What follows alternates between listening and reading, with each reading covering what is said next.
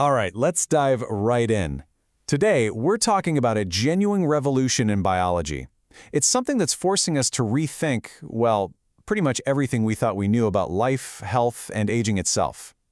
So if it's been a minute since you sat in a biology class, you're going to want to listen up, because the old rulebook is being torn to shreds. So let me start by asking you a really fundamental question.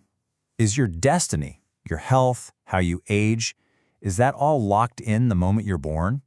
Or is it a story that you can actually influence, maybe even rewrite, based on how you live your life?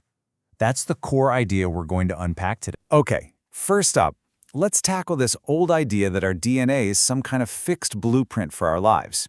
We're about to see why that's nowhere near the full picture. Now, quick refresher, and I promise this won't be a flashback to high school science. You probably remember the basics, right? Deep inside your cells, your DNA holds the master plan for you. Those instructions get copied to a messenger molecule, RNA, which then zips off to build the proteins that do all the work in your body. Pretty straightforward. But here's where the story takes a fascinating turn. What if that blueprint wasn't the final word? What if there was a whole other layer of information sitting right on top of your DNA, acting like a director, telling it how to be read? And that brings us to the real hero of our story today, this amazing conductor that lives inside every single one of your cells. This conductor has a scientific name. It's called the epigenome, and epigenetics is the study of it.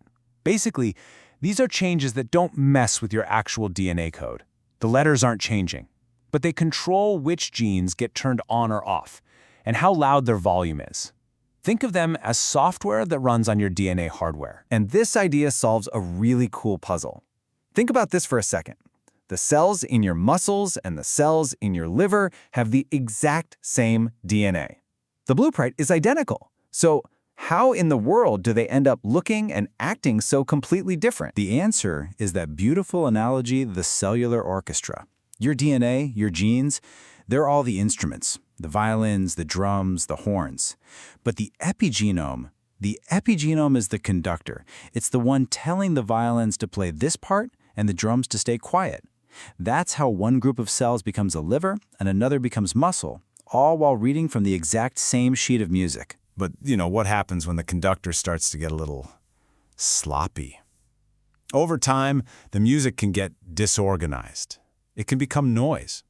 And this, it turns out, is a massive part of what we call aging. You see, over a lifetime, our conductor gets hit with a lot of static.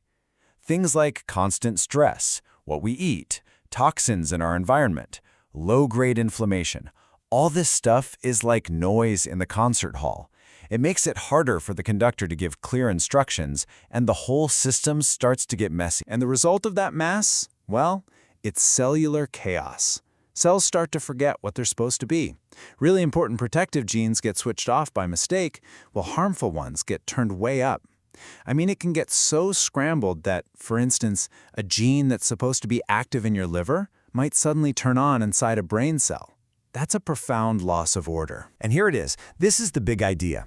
When we talk about aging at the biological level, what we're really describing, for the most part, is this slow, steady loss of epigenetic information.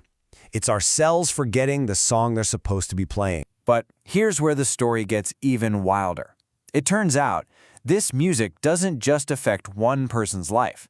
Incredibly, it can create echoes that ripple across generations.